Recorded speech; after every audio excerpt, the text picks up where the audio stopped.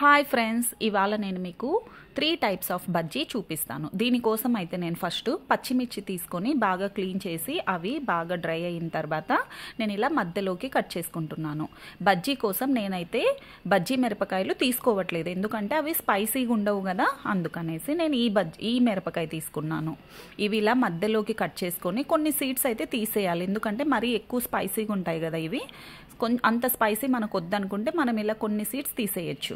అలానే పిండి కోసం ఒక బౌల్ తీసుకొని ఇందులో శనగపిండి వేసుకొని అందులో 1 స్పూన్ వాంబు యాడ్ చేసుకోవాలి. అలానే తగినంత ఉప్పు. ఈ పిండిలో మనం కొంచెం కొంచెం వాటర్ వేసుకుంటూ పిండిని బాగా మిక్స్ చేసుకోవాలి. వాటర్ ఒక్కసారిగా మొత్తం వేయకూడదు, ఇలా కలుపుకుంటూ వాటర్ యాడ్ చేసుకోవాలి. ఇలా మిక్స్ చేసుకుంటూ మనకు కావాల్సినంత థిక్నెస్ వచ్చే వరకు మనం కొంచెం కొంచెం వాటర్ యాడ్ చేసుకుంటూ మనం పిండిని అయితే బాగా మిక్స్ చేసుకోవాలి.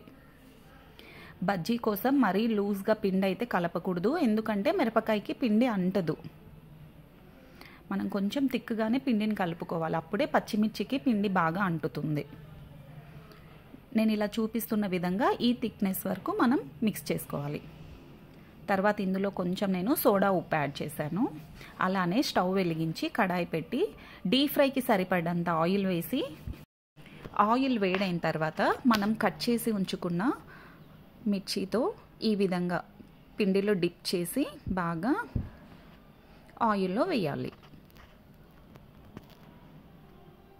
అదే పిండి లూజ్ అయితే మనకు అసలు మిర్చికి పిండి అంటదు, కాబట్టి థిక్గానే మనం పిండిని మిక్స్ చేసుకోవాలి.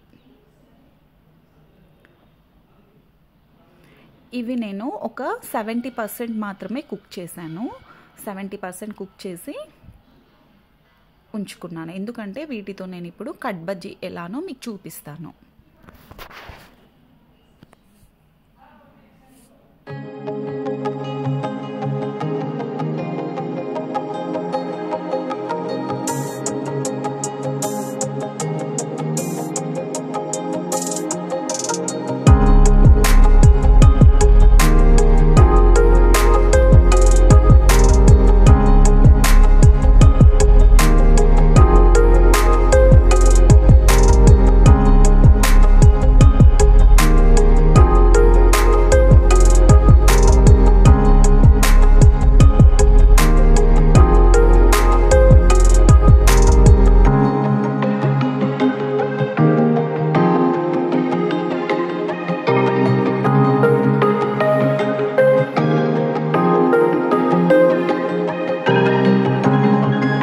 ఈ విధంగా నేను కట్ బజ్జీకి కావాల్సినన్ని బజ్జీలు తీసి పెట్టుకొని, తర్వాత మన ఇంట్లో చిన్నపిల్లలు ఉంటే వాళ్ళు స్పైసీగా బజ్జీ తినలేరు కదా, అందుకని వాళ్ళ కోసం నేను ఇప్పుడు కొన్ని ఆలు బజ్జీ చేయబోతున్నాను. దానికోసం మనం ఆలు పీల్ తీసుకొని ఈ విధంగా స్లైసెస్గా కట్ చేసుకోవాలి.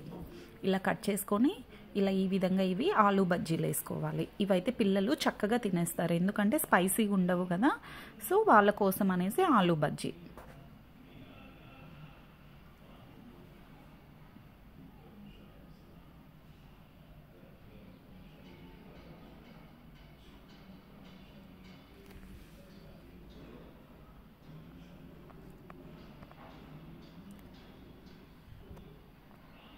ఆలు బజ్జీ అయితే రెడీ అయిపోయాయి.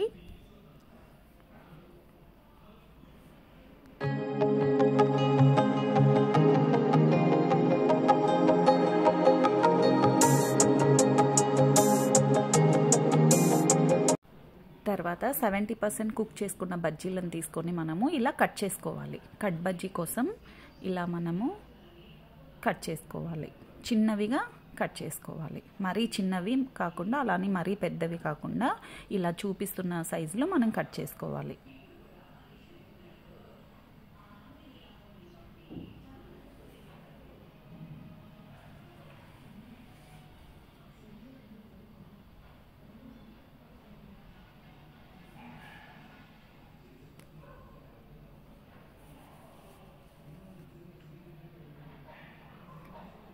ఈ విధంగా కట్ చేసుకొని ఇవన్నీ మనం మళ్ళీ ఆయిల్లో డీప్ ఫ్రై చేసుకోవాలి.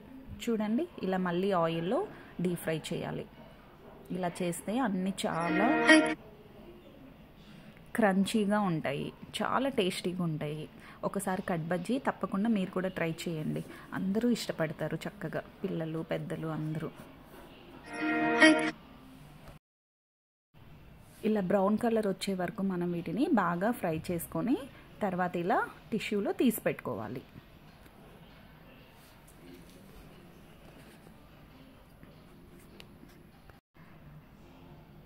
ఇలా ఈ విధంగా టిష్యూలో ఇవన్నీ తీసి పెట్టుకోవాలి. ఇవైతే చాలా క్రిస్పీగా ఉంటాయి, టేస్టీగా కూడా ఉంటాయి. తప్పకుండా ట్రై చేయండి. Cut bajji, green chilli bajji, అలానే ఆలూ బజ్జీ, ఇంకా మనము ఆనియన్స్ ఉంటాయి కదా, మనము చూడండి ఇలా ఈ ఆనియన్స్తో కూడా మనము బజ్జీ చేసుకోబోతున్నాం. ఇవి కూడా స్పైసీగా ఉండవు కాబట్టి పిల్లలు చక్కగా తినేస్తారు. ఆనియన్ బజ్జీ కూడా చాలా బాగుంటుంది.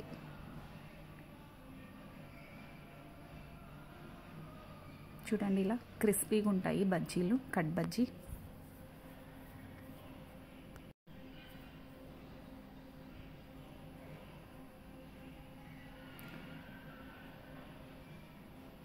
ఆనియన్ బజ్జీ కూడా చాలా టేస్టీగా ఉంటుంది. చిన్న పిల్లలైనా సరే బాగా తినేస్తారు, ఎందుకంటే అసలు మనం ఇందులో ఏ స్పైసెస్ యాడ్ చేయలేదు.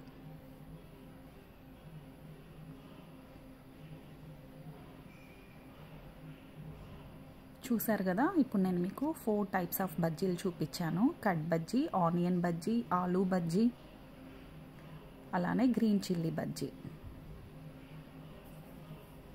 ఇవన్నీ మీరు కూడా తప్పకుండా ట్రై చేయండి.